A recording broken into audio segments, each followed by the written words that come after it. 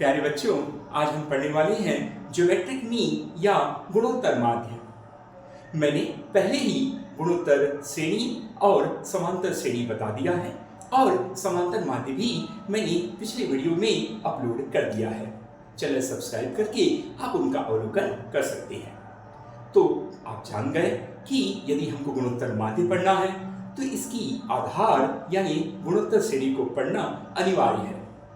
वैसे ही जब मैंने समांतर श्रेणी पढ़ाया, फिर मैंने आपको समांतर माध्य भी बताया।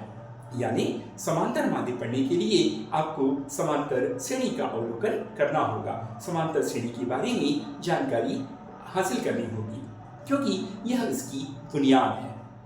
क्योंकि गुणोत्तर माध्य का कोई अस्तित्व नहीं यदि गुणोत्तर श्रेणी न हो, वैसे ही समांतर माध्य का कोई अस्तित्व नहीं यदि समांतर श्रेणी न हो।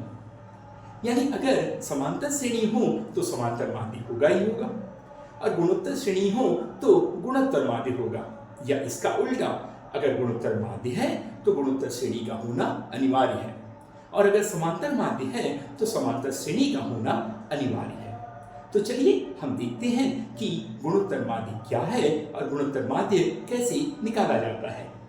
तो गुणोत्तर माध्य के कुछ गुणों के बारे में मैं आपको बताना चाहूंगा, कुछ अवलोकन के बारे में कि गुणोत्तर माध्य हम कब निकाल पाएंगे या कैसे हम गुणोत्तर माध्य के प्रश्नों को हल कर पाएंगे। तो सबसे पहली शर्त ये है, सबसे पहले अवलोकन हम इस बात का करेंगे कि क्या दी गई श्रेणी गुणोत्तर श्रेणी है या नहीं। यदि वो श्रेणी ज्योमेट्रिक प्रोग्रेशन या जीपी में दी गई है तो ही गुणोत्तर माध्य निकाला जा सकता है। यानी अगर वह श्रेणी गुणोत्तर श्रेणी हो या ज्योमेट्रिक प्रोग्रेशन हो तभी गुणोत्तर माध्य का अस्तित्व है। तो सबसे पहले आप सुनिश्चित हो जाइए कि वह श्रेणी गुणोत्तर श्रेणी है या नहीं, और अगर है तो निश्चित तौर पर वहां गुणोत्तर माध्य निकाला जा सकता है। ये पहला अवलोकन हो गया। दूसरा, अब बताइए अगर वो गुणोत्तर श्रेणी है तो कुल पदों की संख्या कितनी होगी। चलिए एक और प्रश्न है, यदि वह गुणोत्तर श्रेणी है और आपको गुणोत्तर माध्य निकालना है तो न्यूनतम पद कितने होने चाहिए और अधिकतम पद कितने होने चाहिए। जैसे कि आप जानते हैं, मैंने पहले ही कहा, आपको गुणोत्तर श्रेणी वाली वीडियो को देखनी चाहिए और सीखना चाहिए, फिर कहीं आप गुणोत्तर माध्य में आ सकते हैं। तो आपको मालूम है न्यूनतम पदों की संख्या 3 होनी ही चाहिए, यानी कम से कम 3 पद गुणोत्तर श्रेणी में होंगे तभी आप गुणोत्तर माध्य निकाल पाएंगे। अब बताइए अधिकतम पद कितने होंगे। जैसा कि आप जानते हैं गुणोत्तर श्रेणी तो अनंत होती है, लेकिन अगर अनंत श्रेणी अगर दी हो, वो भी गुणोत्तर श्रेणी, तो क्या हम गुणोत्तर माध्य निकाल पाएंगे? बिल्कुल सही, नहीं निकाल पाएंगे, क्योंकि यह परिमित पदों के लिए होता है। अब परिमित पद बहुत बड़ा हो सकता है, 20 करोड़, 100 करोड़, लेकिन n परिमित होना अनिवार्य है। यानी आपने देखा कि न्यूनतम पदों की संख्या अगर 3 होगी तो अधिकतम पदों की संख्या n होगी, और n कोई भी बड़ी संख्या हो सकती है, 1 करोड़, 20 करोड़, 100 करोड़। यानी गुणोत्तर माध्य निकालने के लिए प्रथम पद और अंतिम पद का होना अनिवार्य है, और वह प्रथम पद और अंतिम पद कितनी भी बड़ी संख्या, कोई भी संख्या हो सकती है। अब तो आपने देखा कि न्यूनतम पद कितने होंगे, मिनिमम नंबर ऑफ टर्म्स कितने होंगे भाई, न्यूनतम पद जो होंगे वो 3 होंगे, और तीसरा अधिकतम पद भी देखा, मैक्सिमम नंबर ऑफ टर्म्स जो होंगी वो n होगा, n कुछ भी हो सकता है। ये हमारा तीसरा अवलोकन हुआ। This is the third observation. चलिए अब बताइए अगर अधिकतम पद n है तो गुणोत्तर माध्य क्या होगा, गुणोत्तर माध्य की संरचना क्या होगी। जैसे मैंने बोला, गुणोत्तर माध्य यानी प्रथम और अंतिम पद के जो बीच में होता है वही गुणोत्तर माध्य होता है। तो आपको गुणोत्तर माध्य अगर दिया गया हो तो गुणोत्तर श्रेणी बना सकते हैं क्या, या गुणोत्तर श्रेणी दी गई हो तो गुणोत्तर माध्य निकाल पा सकते हैं क्या। यानी गुणोत्तर श्रेणी और गुणोत्तर माध्य के बीच में संबंध को समझने के लिए आपको इनका विन्यास या इनकी संरचना जानना होगा। तो चलिए हम देखते हैं कि गुणोत्तर माध्य में संरचना क्या होती है। संरचना जो होती है तो पहला पद होगा a बाई आर, फिर होगा a और होगा a r। ये हो गई इसकी संरचना।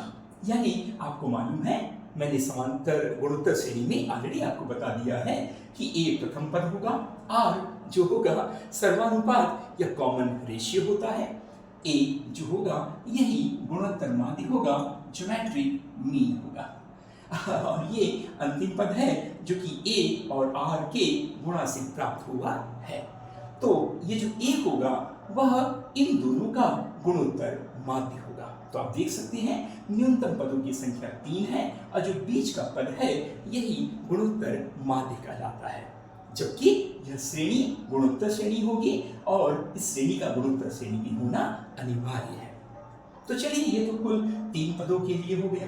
लेकिन अगर हमको जैसे दिया गया है 2 पद और हमको सीधा निकालना है, तो इसी से जुड़ा हुआ है कि अगर हम कहेंगे गुणोत्तर श्रेणी या गुणोत्तर माध्य जी होगा, तो वो जी क्या होगा, रूट ए बी होगा। सीधे निकाल लीजिए, जहां आप देख सकते हैं कि जो ए प्रथम पद होगा, जी गुणोत्तर माध्य होगा और बी अंतिम पद होगा। तो आप देख सकते हैं ए अगर प्रथम पद है, बी अंतिम पद है, तो जी जो होगा मध्य का पद है। यानी यदि ये गुणोत्तर श्रेणी में है तो जो मध्य का पद होगा यही गुणोत्तर माध्य होगा। तो आपने देखा कि यह प्रथम पद या अंतिम पद और ये जो बीच का है वह गुणोत्तर माध्य कहलाता। यदि आपको प्रथम और अंतिम पद दिया गया है तो सीधे ही ए और बी का गुणा करके इसका वर्गमूल निकालकर हम जी निकाल सकते हैं। तो यह गुणोत्तर माध्य निकालने का एक तरीका हो गया। अब चलिए हम और अवलोकन में आते हैं। नंबर 6वां अवलोकन। अब मान लेते हैं कुल पदों की संख्या यहाँ ढेर सारी हो, n हो, तो हम वहाँ पर कैसे निकालेंगे, उसको निकालने का तरीका क्या है? इसका भी बड़ा आसान। आपको मालूम है कि अगर जो गुणोत्तर श्रेणी में, तो आपको मालूम होता है, तो आपको मालूम होना चाहिए जो सूत्र गुणोत्तर श्रेणी में आपने पढ़ा है। प्रथम पद आप जान गए, कॉमन रेशियो यानी CR यानी R आप जान गए, अंतिम पद जो अंतिम पद होगा L उसे भी आपको मालूम होना चाहिए, और कुल पदों की संख्या N भी आपको मालूम होनी चाहिए। तो जो L का जो सूत्र है वह कैसे निकाला जाता है? ARN-1, जहां n कुल पदों की संख्या है, क्योंकि कुल पद कितनी, मिनिमम तो 3 होगा ही होगा, लेकिन अधिकतम n कितनी भी बड़ी संख्या हो सकती है। कुल पदों की संख्या number of terms, total number of terms. तो आप कुल पदों की संख्या में 1 घटाएंगे और ARN-1 से अंतिम पद, क्योंकि कुल पदों की संख्या जितनी भी हो, प्रथम पद है तो अंतिम पद भी होना अनिवार्य है, तभी जो बीच के पद होंगे वही गुणोत्तर माध्य होंगे। तो बीच के पद कितने हो सकते हैं?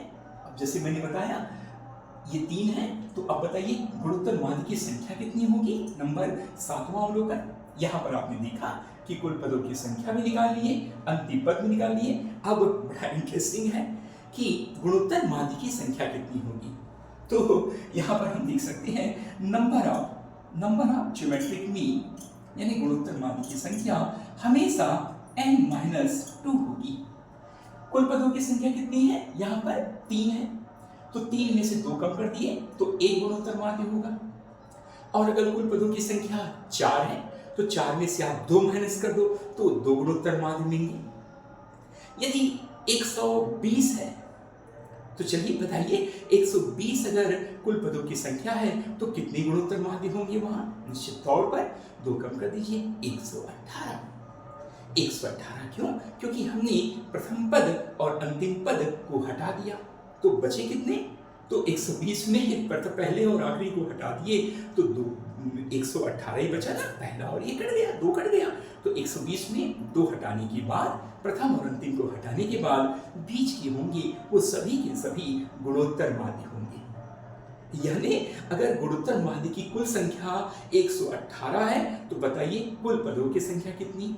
120। आप 2 जोड़ दीजिए उसमें, यानी कुल पदों की संख्या जो होगी n होगी। n निकालने के लिए 2 को जब इधर करेंगे तो कुल गुणोत्तर माध्य में 2 को हम जोड़ेंगे तो आपको कुल पदों की संख्या मिल जाएगी।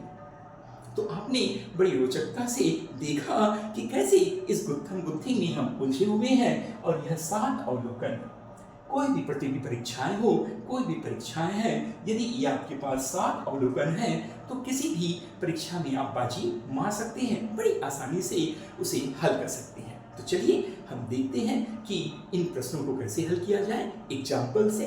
उदाहरण, तो जो उदाहरण है बड़े सिंपल है। मान लेते हैं ये 2, 4, 6 और 8, चल 3 ही लेता हूँ पहले, है ना। पहले बेसिक वाला, पहले वाले को समझा लेता हूँ। बेसिक 2, 4, 6। तो सबसे पहला शर्त क्या है कि यह गुणोत्तर श्रेणी में होनी चाहिए। तो आप मेरी पिछली वीडियो को देखिए, मैंने गुणोत्तर श्रेणी को काफी अच्छे से समझाया है।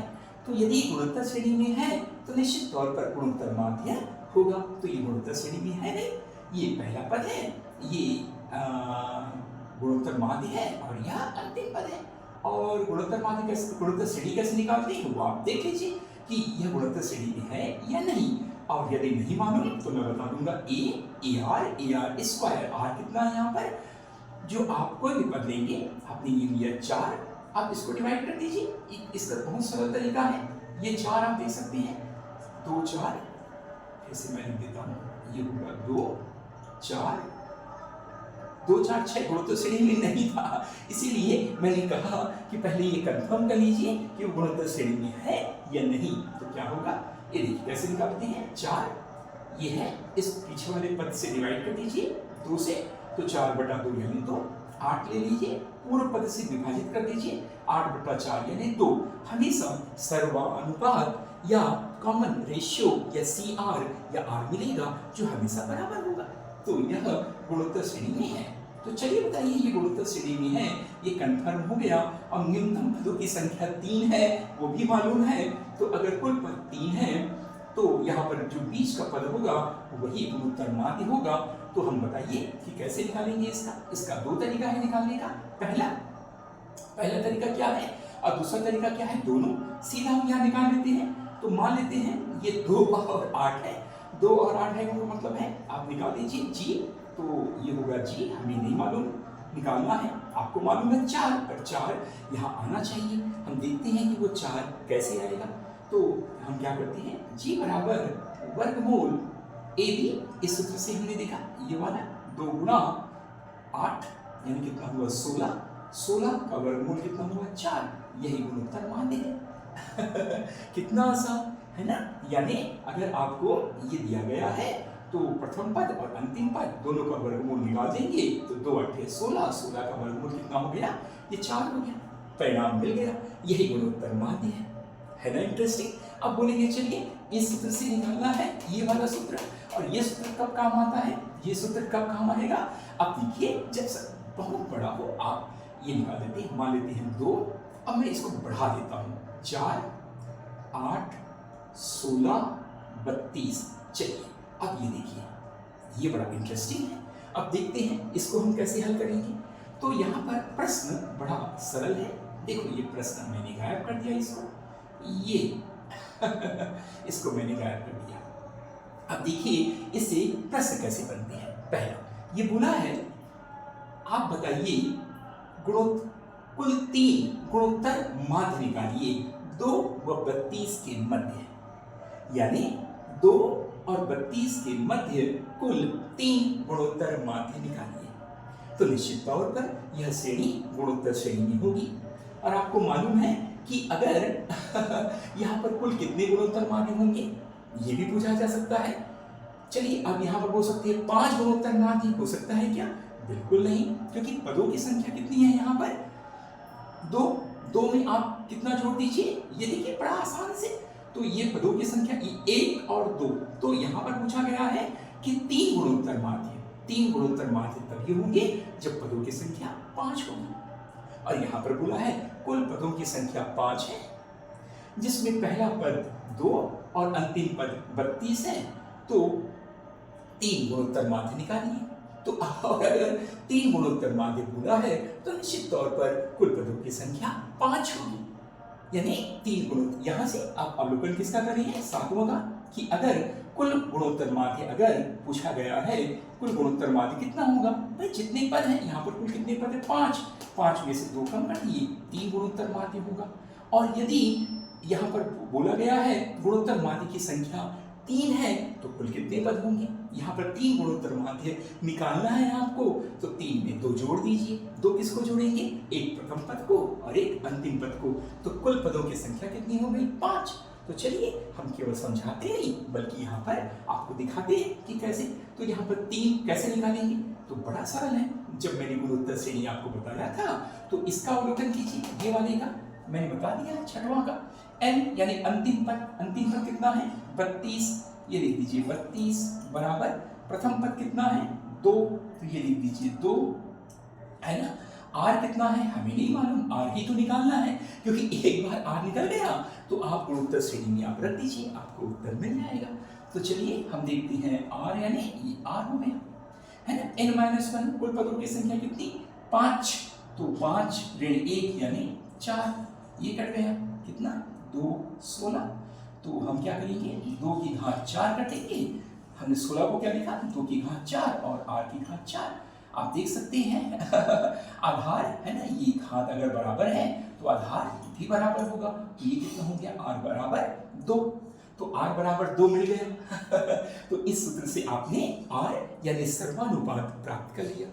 और एक बार जब सर्वानुपात प्राप्त कर लिया तो आपको मालूम है कि यह गुणोत्तर श्रेणी में होती है। तो गुणोत्तर श्रेणी क्या होती है? ar का वर्ग, ar का 3 और ar का 4। पहला पद, दूसरा पद, तीसरा पद, चौथा पद, पांचवा पद। तो भाई ये बीच के तीनों जो होंगे यही गुणोत्तर माध्य होंगे। चलिए हम संरचना कर लेते हैं बड़ी आसानी से। तो पहला पद 2, फिर हमारा r कितना है? 2, 2 दूनी 4, है ना। r अकबर मिल गया, 4 दूनी 8, 8, फिर यहाँ पर कितना? 8 दूनी 16 और यहाँ पर 16 दूनी 32। या आप यहाँ निकाल सकते, r आपको मिल गया तो ये यहाँ कैसे निकालेंगे? बड़ी आसानी से ar वर्ग, a का मतलब 2, 2 दूनी 4, ये 2, 2 दूनी 4, 4 दूनी 8, यहाँ 2, 2 दूनी 4 दूनी 8 और 8 दूनी 16। तो ये होगा। तो जो ये 3 गुणोत्तर माध्य पूछा गया है तो उसका उत्तर ये है कि 2 और 32 के मध्य कुल 3 गुणोत्तर माध्य होंगे जो कि 4, 8 और 16 होंगे। कितना आसान है, कितना सरल है यह उदाहरण। आशा है कि आपको ये अच्छे से समझ आया होगा। और मैं अभ्यास के लिए भी प्रश्न देता हूँ। चलिए आपको निकालना है 3, ठीक है, 3 है, फिर है 9, फिर है 27 और ये है 81। 3, 9, 27 और 81, ठीक है। तो सबसे पहले चेक करेंगे क्या कि यह गुणोत्तर श्रेणी में है या नहीं। निश्चित तौर पर ये गुणोत्तर श्रेणी में होंगे या नहीं मुझे कोई चिंता नहीं है, चिंता है इस बात का, आपको बोला गया है। चलिए 2 ज्योमेट्रिक मीन निकालिए 3 और 81 के बीच में 2 ज्योमेट्रिक मीन निकालिए, है ना। तो ये हो गया 3 तिया 9, है ना, 9, 9 तिया 27, 27 तिया 81। तो आपको निकालना है 3 और 81 के मध्य 2 ज्योमेट्रिक मीन। तो आपको उत्तर तो मालूम है, और उत्तर अगर नहीं भी मालूम है तो चलिए आप निकालिए कि 3 और 81 के मध्य 2 ज्योमेट्रिक मीन, है ना। तो कुल पदों की संख्या कितनी यहाँ पर? 4। तो 4 कैसे होगा? क्योंकि 2 ज्योमेट्रिक मीन है तो 2 में 2 जोड़ दीजिए पहला और आखिरी को, तो ये होगा कुल 4 पद होंगे। ये पहला क्वेश्चन हो गया। दूसरा पद है, अगर ये है 4, ठीक है, 4 है और ये है 4 और ये है 16 और ये है 64, ठीक है। ये अब बताइए 4 और 64 दिए गए हैं, तो 4 और 64 गुणोत्तर श्रेणी में है, तो बताइए इसका गुणोत्तर माध्य कितना होगा। तो यह आपका पहला उदाहरण से जुड़ा हुआ है और ये वाला आपका दूसरा उदाहरण से जुड़ा हुआ है।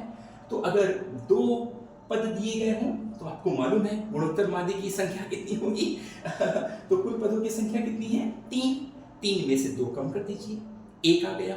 तो इनके बीच में कोई एक गुणोत्तर माध्य होगा, और वो गुणोत्तर माध्य क्या होगा? जी।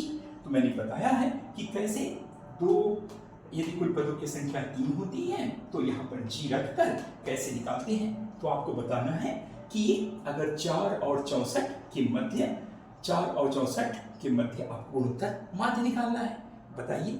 उसके बाद ये वाला भी प्रश्न है कि 3 और 81 के मध्य कुल 2 गुणोत्तर माध्य निकालिए। तो दोनों ही प्रश्न मुझे लगता है आप आसानी से कर लेंगे और इस विधियों का प्रयोग भी करेंगे और उदाहरण और अभ्यास से आपको इसे समझने में आसानी होगी। उत्तर क्या आया आप कमेंट बॉक्स में जरूर लिख के बताएं, ठीक है। और कोई भी प्रश्न हो आप कमेंट में लिख के बता सकते हैं, हम इसका उत्तर देने का प्रयास करेंगे। धन्यवाद।